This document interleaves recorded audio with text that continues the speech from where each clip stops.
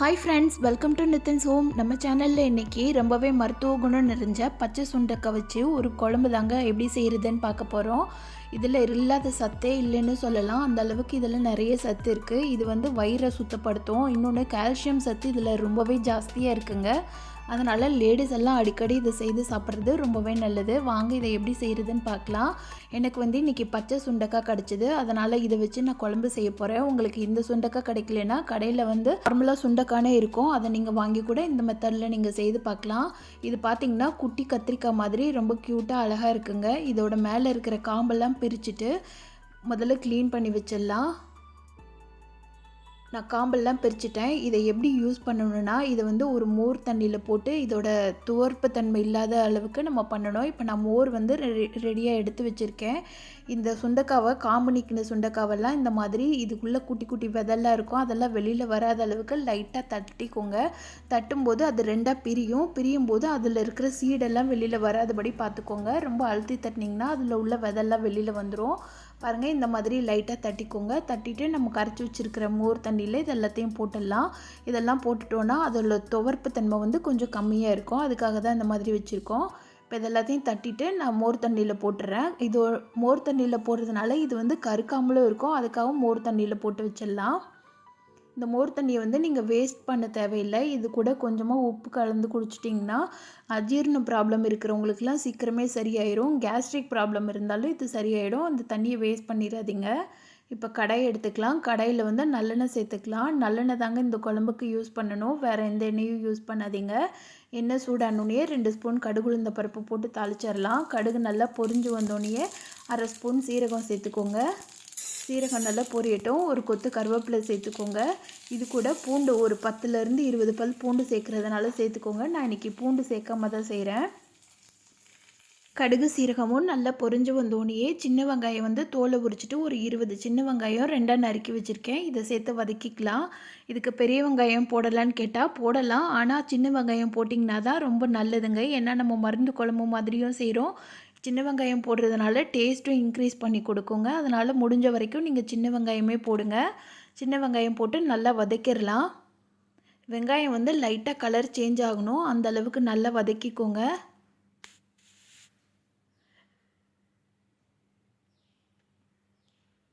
இப்போ பாருங்கள், வெங்காயம் லைட்டாக கலர் சேஞ்ச் ஆயிடுச்சு. இப்போ மோரில் போட்டு வச்சுருந்த சுண்டக்காய் எல்லாத்தையும் எடுத்து இதில் போட்டுடலாம். அந்த தண்ணியெல்லாம் ஃபில்ட்ரு பண்ணிவிட்டு அதுக்கப்புறமா இதை சேர்த்து வெங்காயத்தோடு வதக்கிற போகிறோமோ.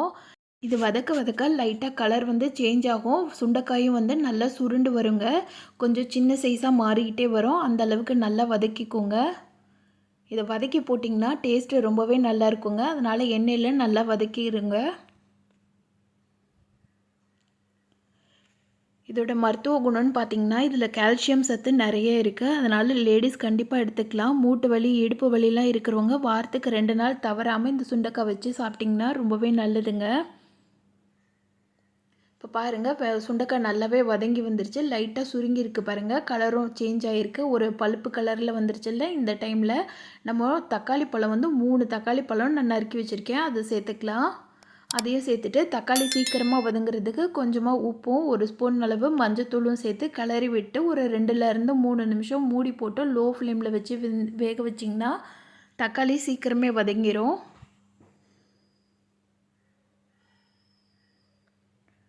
அது மாதிரி ஃபீட் பண்ணுற லேடிஸ்க்குமே இந்த சுண்டக்காய் குழம்பு வச்சு கொடுத்திங்கன்னா தாய்ப்பால் சுரக்கிறது வந்து ரொம்பவே ஜாஸ்தியாக இருக்குங்க. இப்போ பாருங்கள், தக்காளி நல்லா வதங்கிருச்சு. நம்ம அரைச்சி வச்சுருக்கிற குழம்பு பொடியை சேர்த்துக்கலாம். நம்ம நார்மலாக வீட்டில் யூஸ் பண்ணுற குழம்பு பொடி தான் நான் சேர்த்துருக்கேன். குழம்பு பொடியை எண்ணெயில் நல்லா மிக்ஸ் பண்ணி வதக்கி விட்டுடுங்க. வதக்கிட்டு நான் ஒரு எலுமிச்சப்பழ சைஸ் அளவு புளி கரைச்சி வச்சுருக்கேன். அந்த புளி தண்ணியை இது கூட சேர்த்துடலாம். புளி தண்ணி சேர்த்துட்டு தேவையான அளவு உப்பு சரியாக இருக்கான்னு சொல்லிவிட்டு உப்பு செக் பண்ணிக்கோங்க. உப்பு செக் பண்ணிவிட்டு இதை நல்லா கொதிக்க விட்டுடலாம். இது நல்லா கொதித்து வரணுங்க. சுண்டைக்காயில் இருக்கிற சாறு எல்லாமே நம்ம கொதிக்க குழம்புல நல்லா இறங்கி வரும். இந்த குழம்புல வந்து அவ்வளவு சத்து இருக்குங்க. வயிற்றில் இருக்கிற பூச்சியெல்லாம் கூட இந்த சுண்டைக்காய் வந்து சுத்தம் பண்ணும். அதனால் சின்ன குழந்தைங்களுக்குமே அடிக்கடி இந்த குழம்பு செய்து கொடுங்க. சுண்டைக்காவை அடிக்கடி சாப்பிட்றதுனால உடம்புல இருக்கிற தேவையில்லாத கொழுப்பும் கரைஞ்சிரும். அது மட்டும் இல்லாமல் வயிற்றில் இருக்கிற தேவையில்லாத கசடெல்லாம் கூட வெளியேறிடுங்க. அதனால் பெரியவங்கள்லேருந்து சின்னவங்க வரைக்கும் கண்டிப்பாக இந்த சுண்டக்காய் குழம்ப வாரத்தில் ஒரு 2 நாளாவது செய்து சாப்பிடுங்க. பாருங்கள், இப்போ நம்ம ஊற்றின புளி தண்ணிலாம் நல்லா வற்றி சுண்டக்காவும் நல்லா சுருங்கி நல்லா வெந்து வந்திருக்கு பாருங்கள். குழம்பு நல்லாவே வற்றிருச்சு. இதை ஆறினோடனே இன்னுமே நல்லா சுண்டி வந்துருங்க.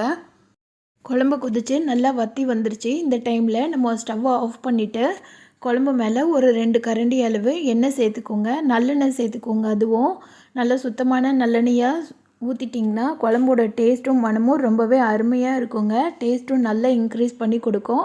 இதை சுடு சாதத்து கூட வச்சு சாப்பிட்லாம். இதை ஃப்ரிட்ஜில் வைக்காமலே 2 நாள் வெளியில் வச்சு கூட சாப்பிட்லாங்க.